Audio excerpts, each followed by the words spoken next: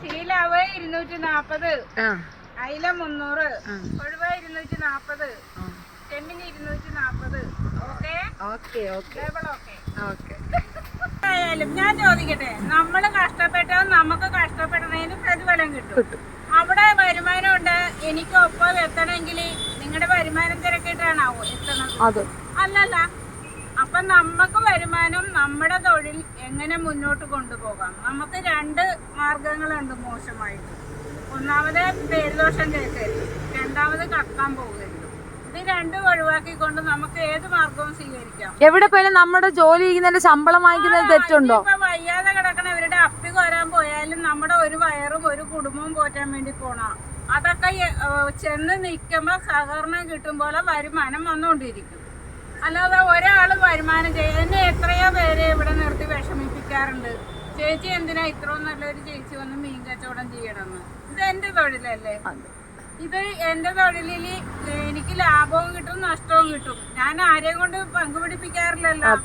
അപ്പൊ പിന്നെ എന്റെ അനാവശ്യമായ ചോദ്യങ്ങൾക്ക് വരാതെ ഇരിക്കുക.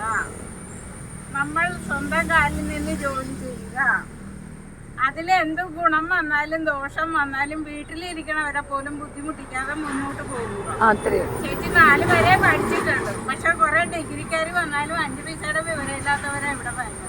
അല്ലേ ചേച്ചി, നമ്മൾ കഷ്ടപ്പെടുന്ന നമുക്ക് ശമ്പളം കിട്ടും. അത്ര ആരുടെ സൗജന്യമൊന്നും അല്ലല്ലോ. എവിടെ ജോലിക്ക് പോയാലും ഇപ്പൊ ഞാൻ 240 രൂപയുടെ മീൻ കൊടുക്കുകയാണെങ്കിൽ എന്നോട് ഇഷ്ടവും സഹതാപവും ഉള്ളവര് തിരിച്ച് 10 രൂപ വാങ്ങാറില്ല. പക്ഷെ നാളെ 10 രൂപ മുതലാക്കിക്കൊണ്ട് എന്നോട് സംസാരിക്കാൻ വന്നാൽ തിരിച്ച് കാശ് കൊടുക്കും. ഒരു വ്യക്തി വരുന്നത് എങ്ങനത്തതാണ്? സഹതാപമുള്ളവരുണ്ട്. ഇത്ര ചെറുപ്പത്തിലെ വന്നതിന് ബുദ്ധിമുട്ടുണ്ട്. പക്ഷെ ഇതൊരു ചെറുപ്പാണ്, മീൻകാരിയാണ്. അവളിൽ എന്തോ ആകാം എന്നും പറഞ്ഞ് വന്ന വൃത്തികെട്ടവന്മാരും ഉണ്ട്. ഇതേപോലെ നിക്കണ ഒരു പെണ്ണുങ്ങൾക്കുടെ മുന്നിലും മേലെ പോയി നിക്കാത്ത രീതിയിലുള്ള മര്യാദ പഠിപ്പിച്ച് ഞാൻ വിടാറുമുണ്ട്.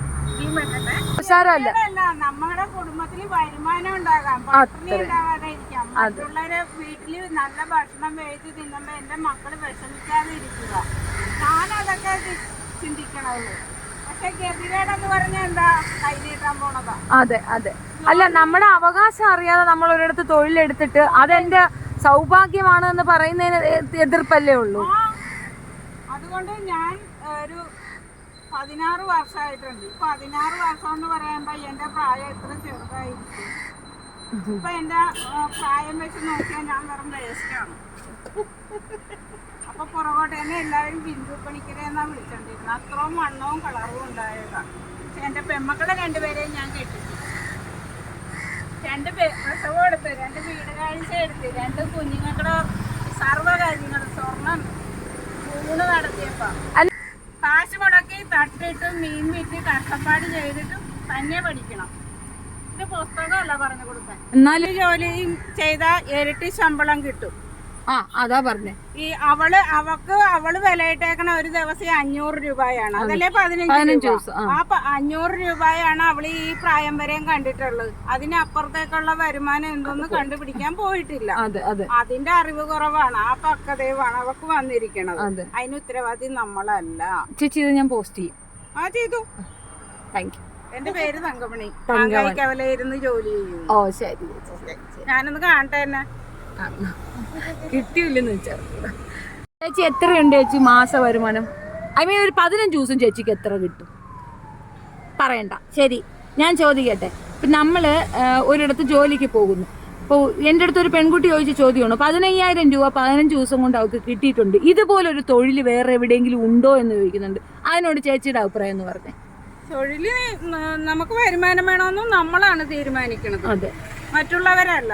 എത്ര വരുമാനം നമ്മുടെ മനസ്സ് വെച്ചാൽ നമുക്ക് ഉണ്ടാകും നല്ല രീതിയിൽ. അടിമത്തത്തിന്റെ ആവശ്യമില്ലല്ലോ. ഇല്ല, മോശമായ 2 കാര്യത്തിന് പോകാതെ ഇരുന്നാൽ മതി. അല്ലാതെ നമ്മുടെ മനസ്സും നമ്മുടെ ആരോഗ്യവും നമ്മൾ സ്വന്തമായിട്ട് വിലയിരുത്തി കഴിഞ്ഞാൽ നമുക്ക് എത്ര വേണമെങ്കിലും വരുമാനം ഉണ്ടാക്കാൻ പറ്റും. ഒരു ദിവസം 500 രൂപ എന്ന് പറഞ്ഞാൽ അതൊന്നും ഒരു വരുമാനേ അല്ല. മനസ്സ് വെച്ച് നമ്മൾ ഇറങ്ങിയാൽ, ഞാനിപ്പോൾ രാവിലെ തൊട്ട് വൈകുന്നേരം വരെ ഒരു കടയെടുത്ത് വരുമാനത്തിന് ഇരിക്കുകയാണെങ്കിൽ എനിക്ക് അതിന്റെ ഇരട്ടി കിട്ടും. അത്ര ഇതിപ്പോ എന്റെ വീട്ടിലെ പണി തീർന്നതിന് ശേഷം ഞാൻ വരുന്നതാണ്. അതിനിടയിൽ കിട്ടുന്ന ശമ്പളമാണ് എനിക്കുള്ളത്. അത് കൃത്യമായിട്ട് ഞാൻ നിങ്ങളോട് പറയണില്ല. എന്നാലും ഭേദമില്ലാതെ ആരുടെ മുന്നിൽ കൈനീട്ടാതെ എന്റെ മക്കളുടെ മുന്നിൽ പോലും പോകാത്ത രീതിയിൽ ഞാൻ എന്റെ വരുമാനം മുന്നോട്ട് കൊണ്ടുപോകുന്നുണ്ട്. മതി ചേച്ചി. ശരി, താങ്ക് യു ചേച്ചി. സ്ഥലം ഏതാ ചേച്ചി? ഉദയംപേരൂർ.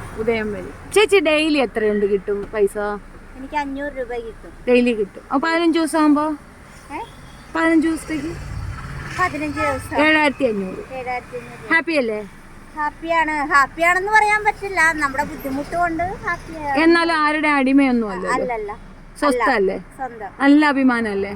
പിന്നെ ഈ തൊഴിൽ ചെയ്യണതിന് എന്താ അഭിമാനം? ഏത് തൊഴിലിനും അതിൻ്റെതായ അഭിമാനം ഉണ്ടല്ലേ? കുട്ടികളൊക്കെ? കുട്ടികളോ? 2 പെൺകുട്ടികളും. സന്തോഷായിട്ടിരിക്കല്ലേ? സന്തോഷമായിട്ടിരിക്കുന്നു. താങ്ക് യു ചേച്ചി. പേരെന്തുവാ? സഞ്ജുഷ. രണ്ടും കെട്ട പെണ്ണുങ്ങൾക്കുള്ള മറുപടിയാണ് ആ ചേച്ചിമാർ തന്നത്. ഞാൻ അവരുടെ തൊഴിലിനെ കളിയാക്കിയതല്ല, പക്ഷേ ഏതു തൊഴിലിനും അതിൻ്റേതായ മാന്യതയുണ്ട്.